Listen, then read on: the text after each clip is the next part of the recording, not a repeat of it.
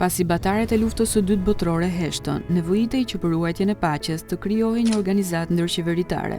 Për këtë qëllim, më 26 qershor 1945, përfaqësues të 50 vendeve nënshkruan Kartën e Kombeve të Bashkuara, e cila kishte në fokus garantimin e sigurisë kolektive.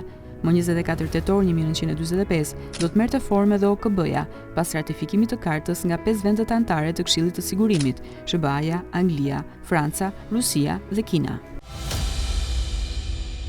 10 vite më pas, më 14 dhjetor 1955, Shqipëria u pranua në OKB së bashku me 15 shtete të tjera. Ky vendim ju komunikua qeverisë shqiptare zyrtarisht më 15 dhjetor, ndërsa 3 ditë më vonë u zgjoh delegacioni zyrtar i Shqipërisë në sesionin e 10 të Asamblesë së Përgjithshme. Kjo ndodhi ktheu një faqe të re në historinë e politikës së jashtme të vendit. Fill pas antarësimit, Shqipëria mori pjesë aktivisht në punimet e organeve dhe të agjencive të specializuara të organizatës, duke ju përmbajtur parimit të zgjidhjes së problemeve ndërkombëtare me mjete paqësore. Më 28 shtator 1990 u shënua hera e parë që një president shqiptar, Ramiz Alia, mori pjesë në punimet e Asamblesë së Përgjithshme të OKB-s, i pritur nga sekretari i përgjithshëm Javier Pérez de Cuellar.